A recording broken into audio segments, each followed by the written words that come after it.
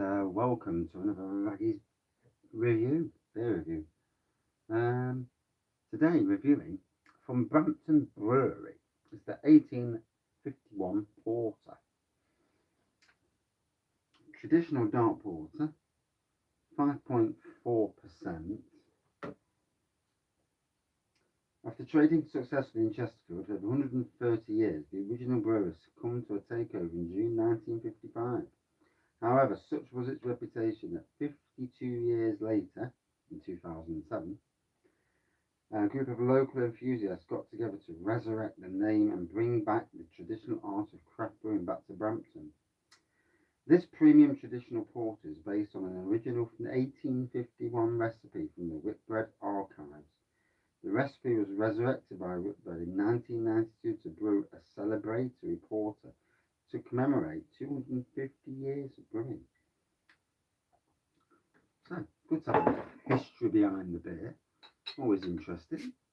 Got my Brampton Brewery glass. There you go. Managed to acquire that last year. With a campaign for real ale.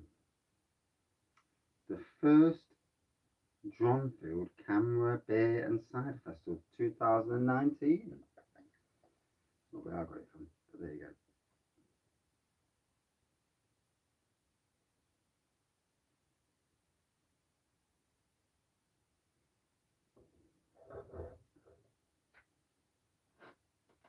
So, not far off black pour, centimetre of head. Proper roasty, toasty nose on this one.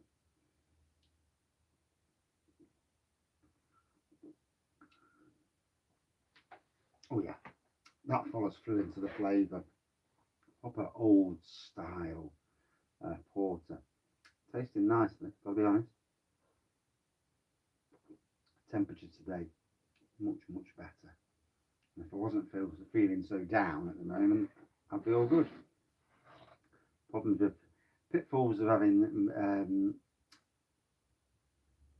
mental health issues, yeah, ups and downs. Although it doesn't help with certain things and people, but there you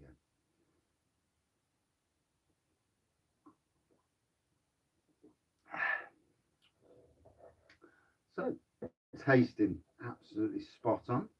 Got this from Adventure Beer Company. We've got quite a few of the Brampton Brewery beers in. Try saying that 10 times. And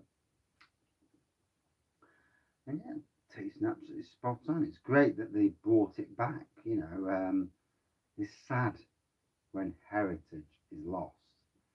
Whereas we in Nottingham know exactly what that means because we lost O'Males, we lost Mansfield Brewery, we lost Hardy and Anson, we lost Shipston's, big breweries that were took by other companies and then closed down and shipped out of Nottingham. So those beers, well, Shipston's just disappeared altogether. But it's come back as a microbrewery who actually brew Shipston stuff, so under the Shipston's name, so that's good. Mansfield, that was a real thriving brewery that was bought by God knows whoever. Was it Marston's? And then ruined the beer. And again, is selling out a good thing? I don't think it is. You know, because unless the people who have bought it are decent people with a decent vision for the business for the long term, I don't think it's a good thing.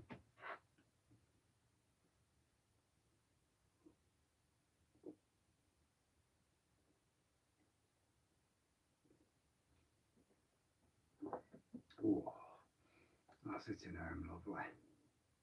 It's that Hardy Anson's brought out by Green King, and Green King shipped everything out, closed down the brewery, sold the brewery off, and so now those beers are brewed, if they are brewed by Green King somewhere else, a mega brewery. Hardy Anson's was a big brewery in Kimberley.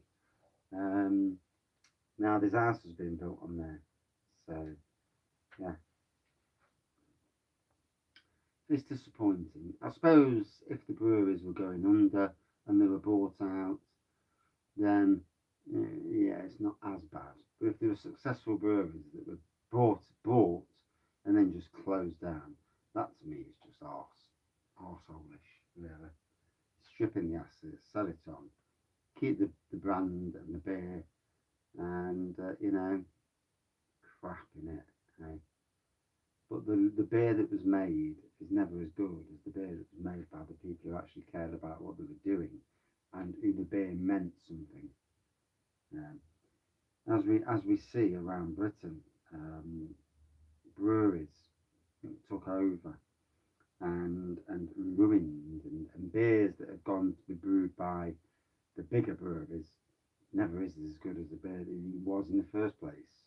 Doombar is an example of that, and Bombardier, another one. Two beers that are took over by bigger breweries, and now nothing like what they was. Um, I mean, I know Sharps actually still make Doombar, so, but that down at the brewery, it probably tastes great. The stuff that's in bottles that's mass produced for them isn't.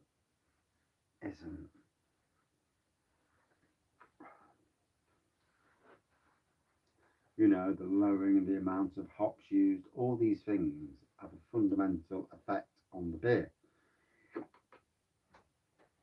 Doing stuff for cheap and that.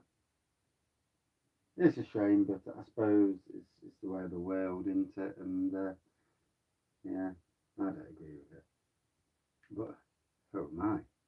No one in that respect.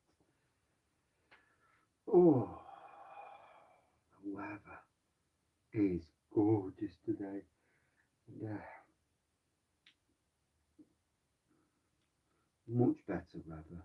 Raining this morning, only a fine drizzle of rain for about an hour at most. But it's been a cooler day, and it's given the plants. We have water today. The plants should be quite perky after this, and hopefully wetter times are coming because we need it. We need to put the water back into the table.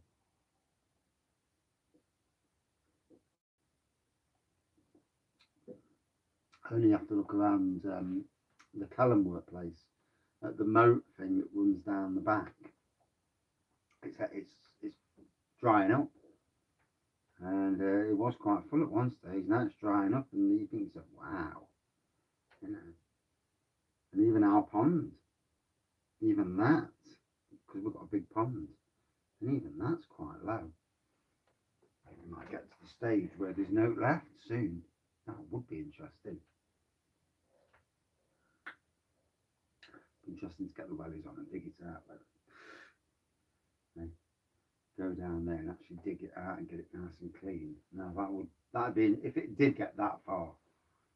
Clean it out, chuck all that soil on the bank, build the bank up, and yeah.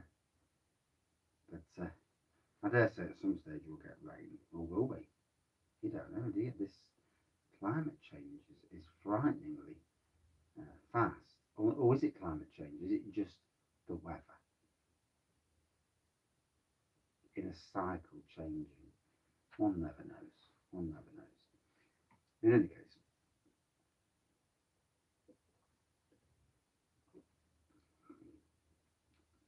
roasty toasty throughout. Yeah, nice tasting beer. Bit of an old-fashioned beer, like it says, 1851 port. So they've not messed about with it, and it's looking and tasting very nice. Sometimes it's nice to have the old-fashioned beers and just flip back into that time. For me, very traditional. A good 4.1 out of 5 for me. Yeah, enjoyable. And that's it for this review.